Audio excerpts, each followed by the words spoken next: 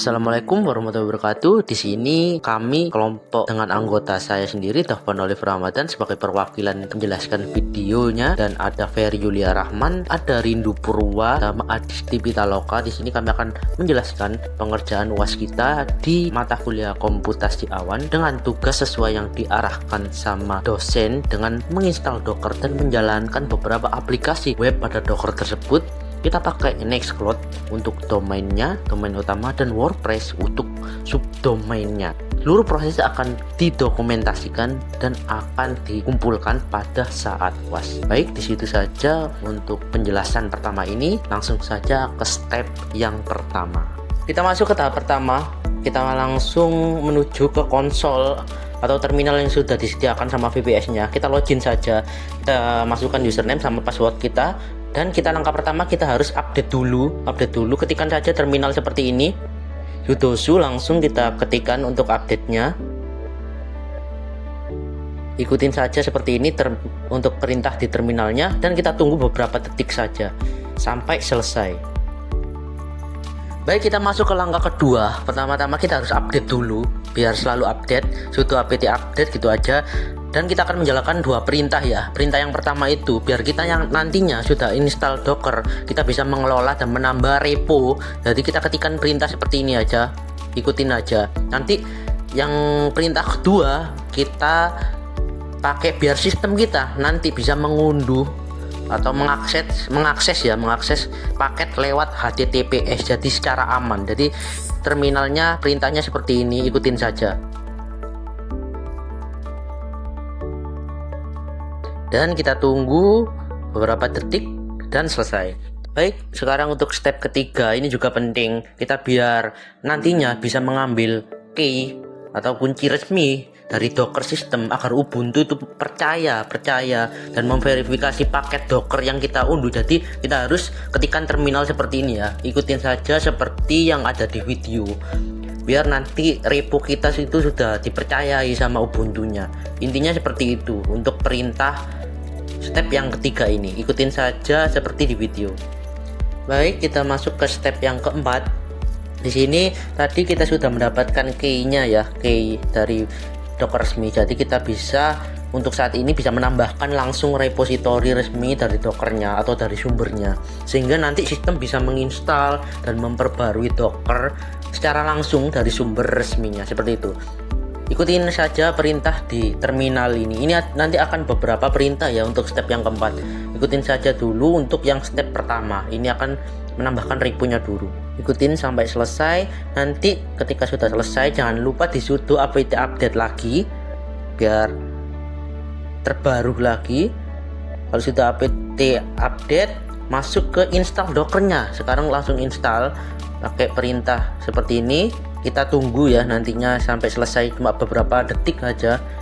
Kita menginstal Docker dan komponen pendukungnya agar sistem nanti bisa berjalan mengelola kontainer aplikasi, termasuk ya Docker Compose-nya. Nah, ini kita tunggu beberapa detik sampai selesai untuk step yang keempat. Kita tunggu saja sampai loadingnya selesai.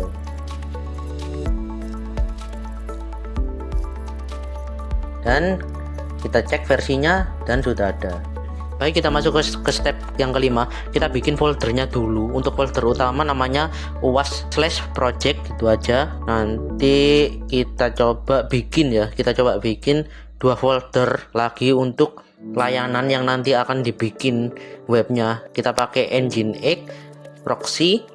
Kita bikin Nextcloud sama WordPress. Jadi nanti kita pakai dua folder ini. Baik, kita masuk ke step 6. Kita masuk ke folder Nginx-nya dulu, Nginx. Nah, lalu kita buat file ya. Kita buat file. Nanti kita akan membuat kode-kode. Nah, kita masuk ke UML-nya.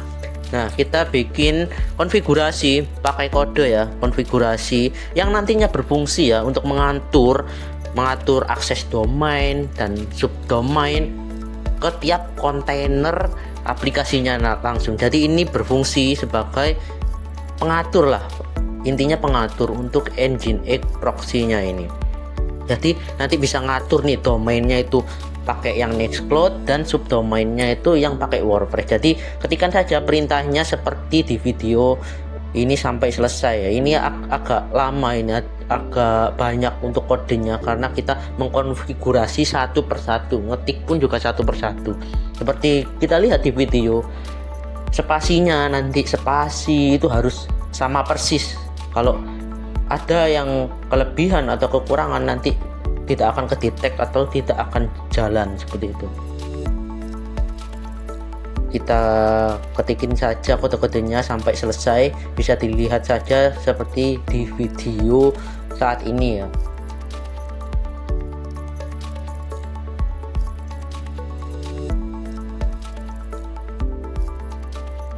Kita coba spasi-spasinya jangan sampai salah. Kalau pengen menirukan, tirukan saja. Untuk spasinya juga harus sama persis, bukan hanya kodenya atau konfigurasinya, tapi spasinya juga harus sama. Seperti kalian lihat di video kali ini, kita akan mengspasi-spasi satu persatu buat konfigurasi Nginx yang gunanya nanti mengatur ya. Nah, kita balik saja. Kalau sudah, baru kita jalankan semua kontainer pakai perintah seperti ini ya. Dan kita tunggu dulu beberapa detik aja, nanti semua kontainer otomatis dijalankan. Baik, kita masuk ke step yang ketujuh. Di sini kita masuk dulu ya untuk folder Nextcloud-nya. Nah, masuk. Kita masuk ke UML-nya dan ikutin konfigurasi seperti ini ya untuk database-nya MariaDB, biar kita nanti bisa menjalankan Docker buat Nextcloud-nya. Seperti itu aja. Baik, kita masuk ke step yang ke-8. Di sini sekarang kita masuk ke WordPress. Tadi udah Nextcloud ya, sekarang WordPress. Kita masuk aja ke UML-nya lagi.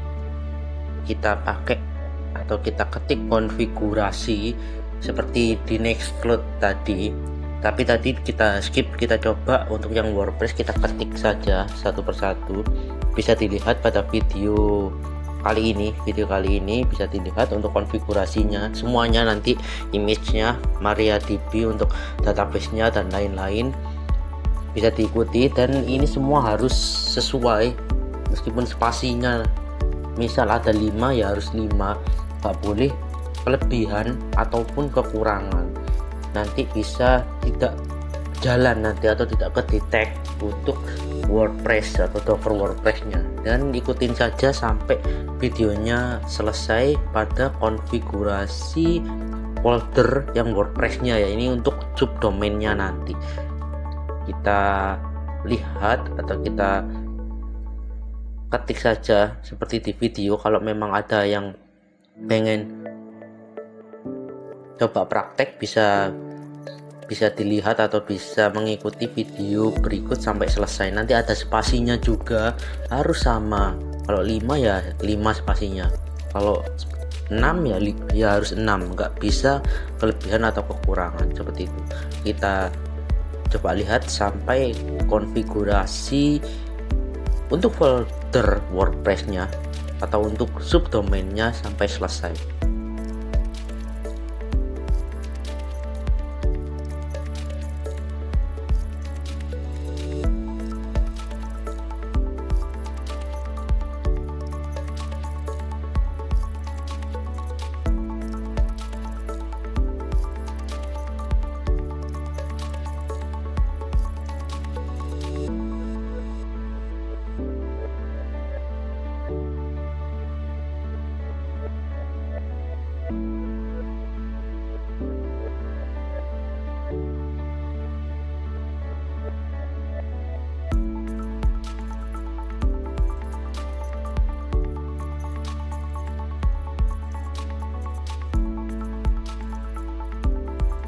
Nah, ketika selesai kita balik, kita jalanin semua kontainer pakai perintah seperti di bawah ini.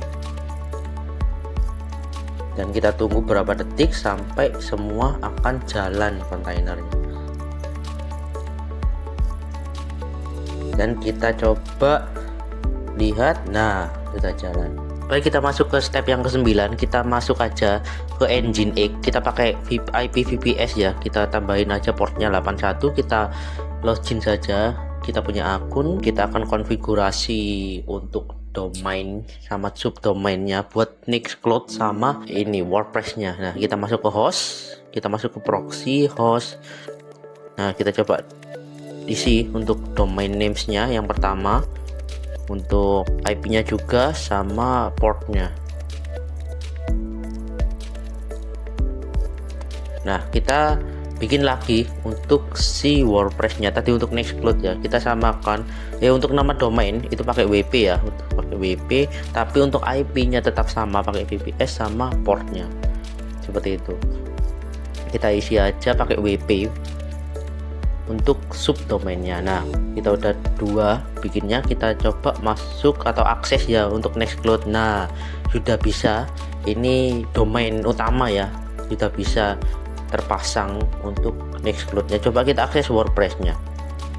Nah, kita sudah bisa mengakses WordPress-nya. Coba kita login saja, atau kita coba masuk dengan mengisi beberapa form yang sudah disediakan oleh WordPress seperti biasa ya. Kita isi saja kayak kita bikin WordPress pada umumnya.